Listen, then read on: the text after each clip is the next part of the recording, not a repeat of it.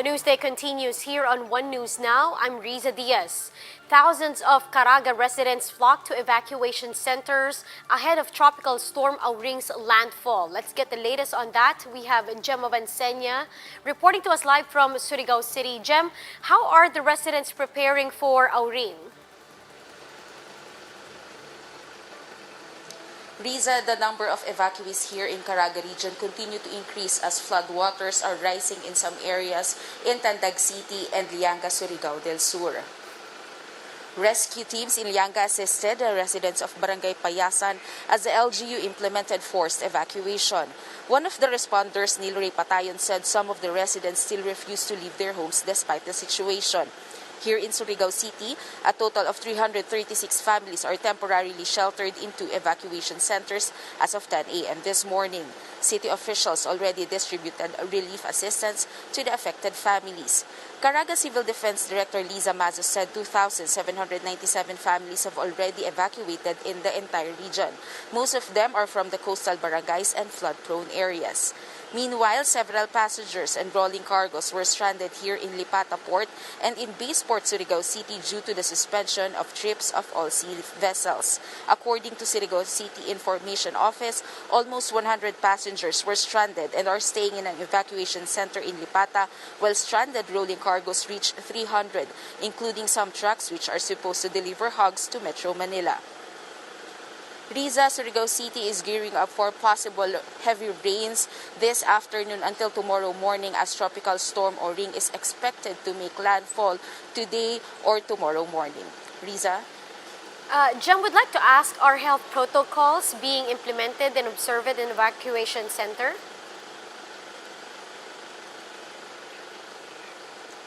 Riza, as we have seen this morning, the staff of LGU here in Surigao City are constantly reminding the evacuees of the health protocols such as wearing of face masks and social distancing. They also limit the numbers of families per room so that social distancing could be properly observed. Riza? How about, Jem, numbers or perhaps figures of houses that are already damaged due to the heavy rains?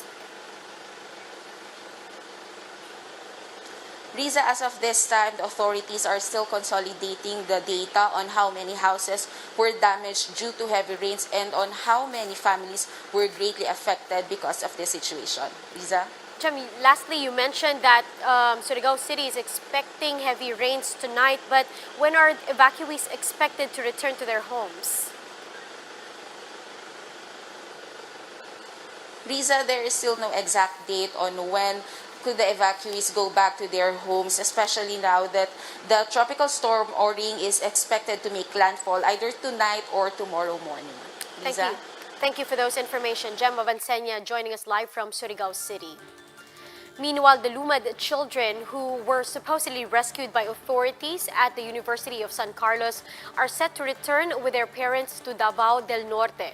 According to the Social Welfare Department in Region 7, this was the agreement reached by the Cebu City Local Social Welfare and Development Office, the Police Regional Office 7, and the Regional National Commissions on Indigenous Peoples.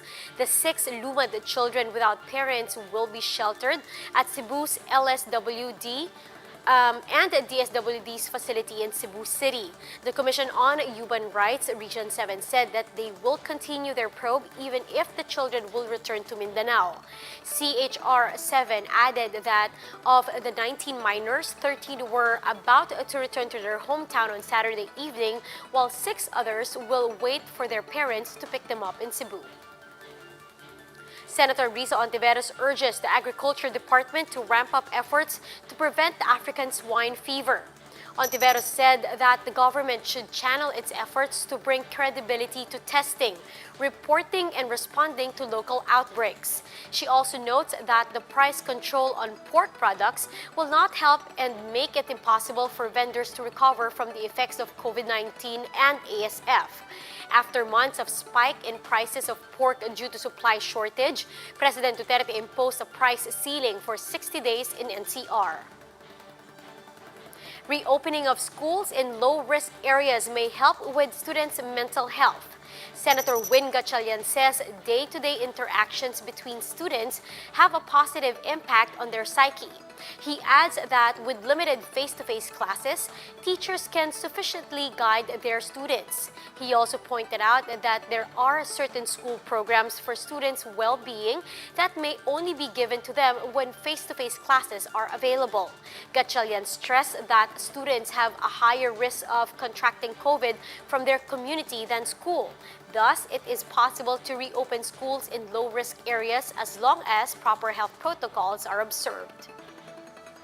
The WHO and COVID vaccine developers will be taking responsibility for any side effects as they may be experienced by participants of vaccine clinical trials. That's according to DOST Undersecretary Rowena Cristina Guevarra during yesterday's Laging Handa briefing.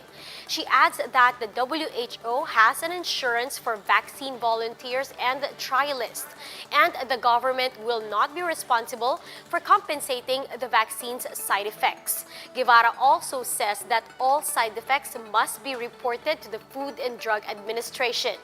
Currently, there are 3 vaccine trials underway in the Philippines.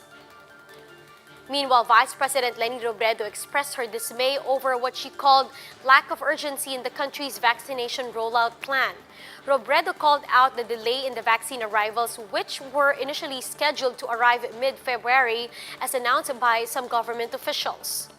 The Vice President also questions the proposed national or nationwide relaxation of quarantine status to MGCQ. She says there is no basis yet for the change as transmissions are still spiking. Meanwhile, Robredo sees no problem in slowly implementing face-to-face classes, especially for those in low-risk areas. And Robredo says she feels vindicated after the Supreme Court adjunked Bongbong Marcos' electoral protests. The Vice President adds that Marcos owes Filipinos after claiming for years that he had won the 2016 vice presidential race. We'll be back with more stories after the break. Keep it here on One News.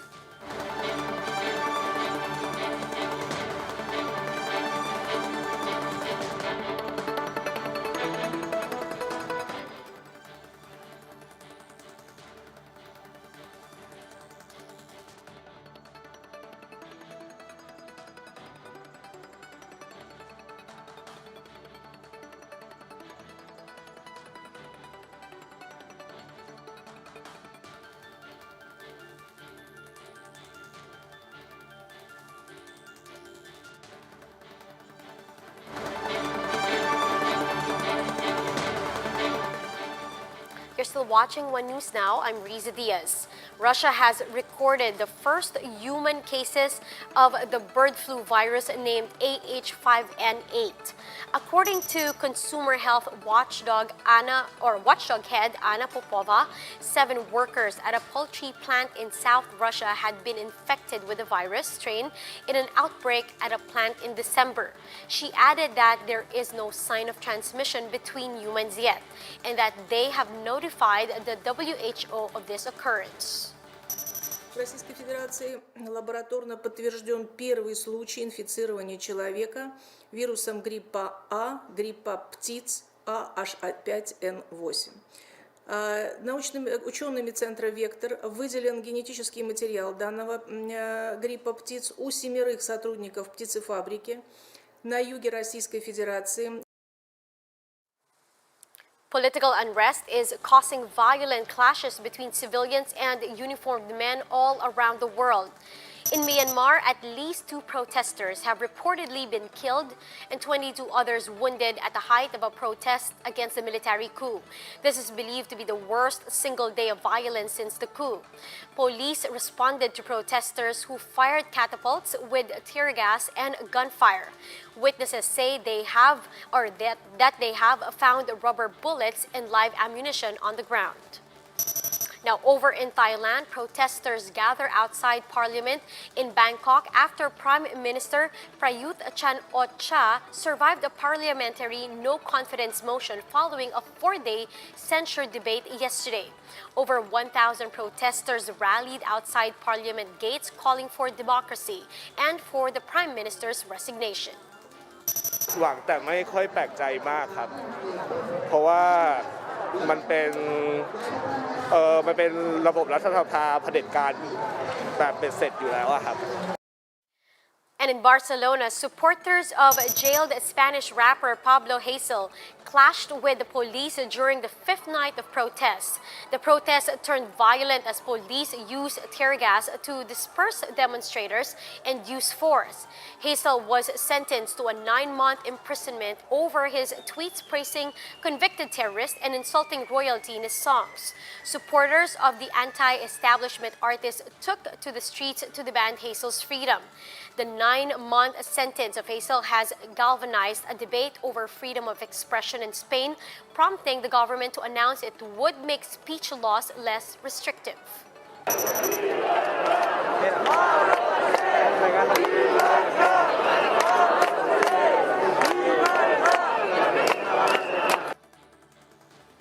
Now, thanks to the pandemic, equities are even more volatile. Bonds are playing virtually nothing, and safe havens are just not that safe anymore. This is why investors everywhere are turning into music rights as a whole new asset class. Let's watch this. Gold and platinum as an asset class, but probably not the gold and platinum you'd expect.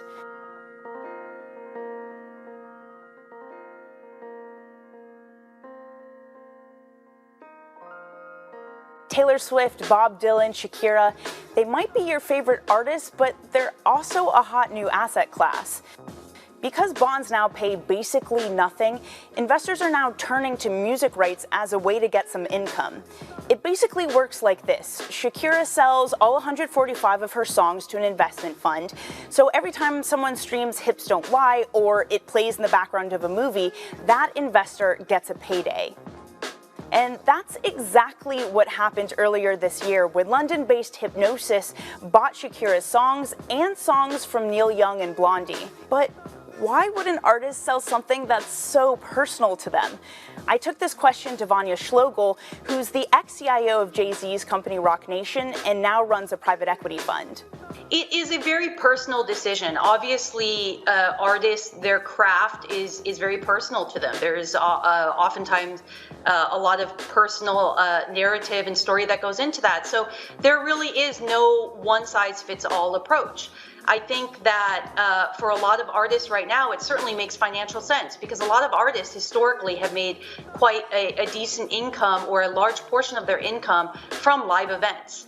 And with COVID happening, that income stream suddenly dried up overnight. Take Bob Dylan. Before 2020, he went on tour every year for basically a decade. He grossed about $130 million, but then COVID happened. He's now sold his songs for $300 million to Universal Music Group, one of the largest recent deals. There's been controversies too. Taylor Swift doesn't own her early albums, and they've been sold to investment groups. She's argued she never had the chance to buy her work, but now she's fighting back, re-recording those old songs, making the original versions less valuable. Buyers have gotten more aggressive because they can now collect royalties from so many different places, be it TikTok, YouTube, Spotify, or even Peloton. You can clearly see the times they are a-changin'. And those are the top stories of the hour. Join us later at 1:30 in the afternoon as we continue to monitor the day's biggest stories. You can also catch One News on Signal Play app. Register for a free account now at www.signalplay.com and stream One News live anytime, anywhere.